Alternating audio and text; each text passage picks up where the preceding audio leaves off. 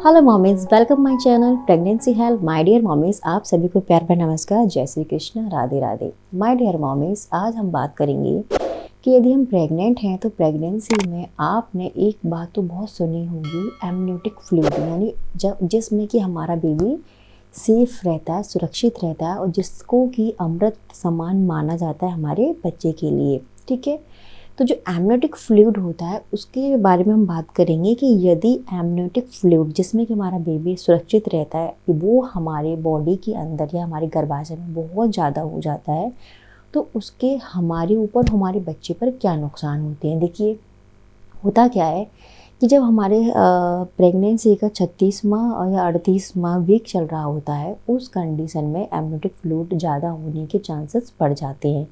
But जैसे जैसे हम डिलीवरी के निकट पहुंचते हैं, जैसे हमें लेबर पेन या मीन्स लगता है कि हाँ एक दो दिन में हमें डिलीवरी हो जाएगी, तो उस कंडीशन में ये धीरे धीरे कम होने लगता है। लेकिन जब ये कम नहीं होता है और बहुत ज़्यादा बढ़ जाता है तो उससे बहुत सारे रिस्क हमारे बच्चे के लिए और हमारे लिए भी हो सकती हैं। स्पेशली हमारे बच्चे के लिए थोड़ा ये रिस्की रहता है। एक्चुअली में होता क्या है कि इस कंडीशन को, यानी एमनियोटिक फ्लूइड का बढ़ जाना, तो इसको हम टर्म देते हैं पॉलीहाइड्रोमनियोस। मीन्स आपके वो जो प्रॉब्लम है एमनियोटिक फ्लूइड बढ़ गया है तो उसको पॉलीहाइड्रोमनियोस डॉक्टर्स बोलते हैं। ठीक है, तो ऐसी कंडीशन में हमें क्या करना चाहिए, ये क्यों बढ़ जाता है और इसको आप किस तरीके से कम कर सकते हैं। तो सबसे पहले हम बात करेंगे कि देखिए, आप बराबर डॉक्टर के पास अपना चेकअप जरूर कराते रहिए। पहली बात तो आप ये ध्यान रखिए कि आपको पता नहीं चल पाएगा कि आपके जो शिशु पल रहा है वहाँ एमनियोटिक फ्लूइड कम है या ज़्यादा है। कम होना भी रिस्की होता है और ज़्यादा होना भी रिस्की होता है, इसीलिए रूटीन चेकअप होना बेहद ज़रूरी है। अगर ऐसी कंडीशन है कि एमनियोटिक फ्लूइड ज़्यादा बढ़ गया है तो ये उससे हमारे बच्चे के लिए बहुत सारे नुकसान हो सकते हैं।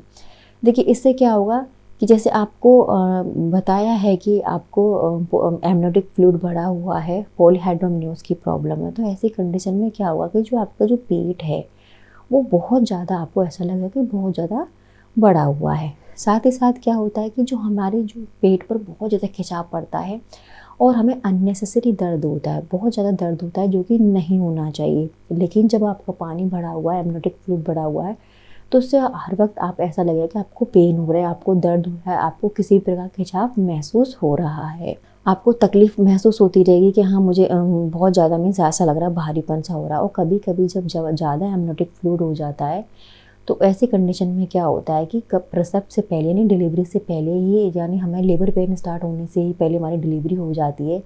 कभी कभी हमारा जो वाटर बैग है वो भी फट जाता है, जो कि बिल्कुल भी सेफ़ नहीं है हमारे बच्चे के लिए। साथ ही साथ इससे क्या होता है, हमारे बच्चे पर भी बहुत ज़्यादा असर पड़ता है। जब एमनियोटिक फ्लूइड ज़्यादा हो जाता है, वो इस कंडीशन में होता है जैसे कि जब जो हमारा बेबी हमारे पेट के अंदर है तो वो क्या करता है, एमनियोटिक फ्लूइड को क्या करता है, वो निगलता है और फिर बाहर उसे बाहर निकाल देता है। ठीक है, लेकिन जब वो उसे प्रॉपर तरीके से निगल नहीं पाता है तो क्या होता है, वो हमारे पेट में ही जमा होता रहता है, बेबी निकल नहीं पा रहा और वो बाहर ही जमा हो रहा है।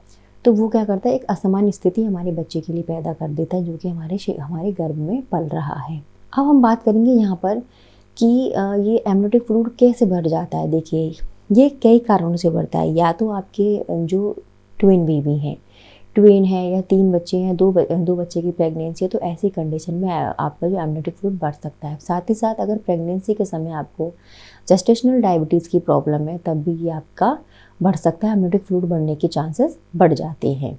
इसके साथ एमनियोटिक फ्लूइड बढ़ने के और भी रीजंस हैं। यदि माँ प्रेगनेंसी के समय बहुत ज़्यादा मीठा खा रही हैं या बहुत ज़्यादा नमक ले रही हैं या बहुत ज़्यादा घी, चावल, आलू, ऐसी सारी चीज़ों को वो बहुत ज़्यादा इनटेक कर रही हैं प्रेगनेंसी के समय, या बहुत ज़्यादा जूसेस पी रही हैं, तो क्या होता है कि एमनियोटिक फ्लूइड बढ़ने के बहुत ज़्यादा चांसेस बढ़ जाते हैं। पानी बढ़ने के चांसेस बहुत ज़्यादा हो जाते हैं और हमारे पैरों में भी स्वेलिंग आ जाती है, ऑल ओवर बॉडी में भी स्वेलिंग आ जाती है, जो कि हमारे बच्चे के लिए बहुत ज़्यादा रिस्की है। अगर आपको ऐसा लग रहा है कि आपका पेट बढ़ गया है, बहुत ज़्यादा आपको पेन फील होता है, आपको इचिंग होती है, दर्द लगता है आपको चारों तरफ से, हिस्से में आपके पैरों में स्वेलिंग आ गई है, फेस पे भी स्वेलिंग है, ऑल ओवर बॉडी में आपको स्वेलिंग फील हो रही है, तो आप समझ जाइए कि हाँ कहीं ना कहीं कोई गड़बड़ है। आप बहुत ज़्यादा नमक इंटेक कर रही हैं, शुगर इंटेक कर रही हैं, तो ऐसे कंडीशन में ये चीज़ आप बिल्कुल बंद कर दें। ठीक है, क्योंकि जब एमनियोटिक फ्लूइड ज़्यादा बढ़ जाता है तो इससे बहुत सारी रिस्क हो सकती हैं। रिस्क क्या क्या हो सकती है, देखिए, पहला, आपका समय से पहले बच्चे का जन्म हो सकता है। दूसरा कि आपका जो एमलेट जो वाटर बैग है वो फट सकता है। साथ ही साथ बच्चे के लिए भी ये बहुत ज़्यादा हार्मफुल रहता है, बच्चे के डिलीवरी के टाइम के लिए ये बहुत ज़्यादा हार्मफुल रहता है। तो ऐसी कंडीशन में आपको क्या करना है कि इसको कंट्रोल करना है। कंट्रोल तभी हो पाएगा जब इसके बारे में आपको पता होगा।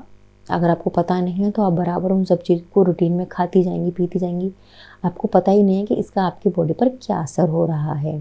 तो इस तरीके से आपको ये ध्यान रखना है, अपना चेकअप करवाना है। और जब आपके डॉक्टर आपको बताते हैं कि आपका इम्यूनिटी फ्लूइड बढ़ा हुआ है तो आप इमीडिएटली कुछ चीज़ों पे कंट्रोल करें। कंट्रोल मीन्स आपको चावल है, आपका घी है, आपका आलू है और चीनी है, नमक है, ये चीज़ों पे आपको कंट्रोल करके रखना है। और जैसे आप जूसेस ले रहे हो, जूसेस की जगह आपको फ्रूट लेनी है, क्योंकि जूसेस जब हम लेते हैं तो वो बहुत ज़्यादा शुगर लेवल हमारा बढ़ा देती हैं। और प्रेगनेंसी में जब हम ये सब चीज़ें बहुत लेने लगते हैं तो कहीं ना कहीं क्या होता है कि एमनियोटिक फ्लूइड बढ़ने के बहुत ज़्यादा चांसेस बढ़ जाते हैं और बहुत लेडीज़ का बहुत ज़्यादा बढ़ भी जाता है। तो आई होप यहाँ पे ये चीज़ें आपके क्लियर हो गई होंगी कि किन किन चीज़ों का सेवन करने से एमनियोटिक फ्लूइड बढ़ता है और किस तरीके से रिस्की रहता है। ठीक है, अब आपको यहाँ पर ध्यान रखना है कि देखिए, जब आपका एमनियोटिक फ्लूइड बढ़ गया है तो जो चीज़ें मैंने बताई हैं वो चीज़ आपको नहीं खानी। साथ ही साथ ये दवाइयों के थ्रू कम किया जा सकता है या पंप के थ्रू डॉक्टर इसको कम कर देते हैं, जो मेडिकल ट्रीटमेंट के थ्रू इसको कम कर देते हैं। लेकिन उसके लिए डॉक्टर के पास आपको जाना पड़ेगा, डॉक्टर से प्रॉपर एडवाइस लेनी पड़ेगी। अगर आप डॉक्टर के पास नहीं जाओगे आपको पता ही नहीं पड़ेगा कि क्या प्रॉब्लम आपके साथ हो रही है। आप यही सोचोगे कि प्रेगनेंसी में सब चीज़ें होती है, प्रेगनेंसी में तो पेट बढ़ता ही बढ़ता है, लेकिन कभी कभी एमनियोटिक फ्लूइड बढ़ जाने के कारण हमारा पेट बहुत बड़ा हुआ दिखाई देता है। तो आप चाहती हैं कि आपके साथ ये सब प्रॉब्लम ना हो, कि आपके बच्चों को जैसे जन्म से पहले यानी लेबर पेन स्टार्ट नहीं हुए, समय से पहले आपके बेबी का जन्म हो जाए, तो वो कोई भी नहीं चाहेगा। या आपका वाटर बैग फट जाए, ये भी आप नहीं चाहोगे। तो प्लीज़ इन सब चीज़ों का आप ध्यान रखें।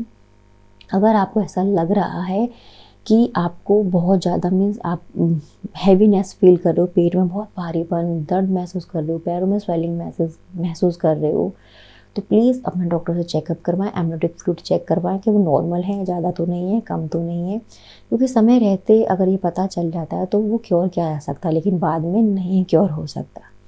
तो माय डियर मम्मीज़, ये छोटी सी इन्फॉर्मेशन अगर आपको अच्छी लगी तो प्लीज़ इसको आप लाइक शेयर ज़रूर करिएगा, कमेंट बॉक्स में कमेंट ज़रूर करिएगा। और हाँ, चैनल पर पहली बार है तो चैनल को सब्सक्राइब करना मत भूलिएगा। मैं नेक्स्ट वीडियो में मिलती हूँ नेक्स्ट टॉपिक के साथ, तब तक के लिए नमस्कार।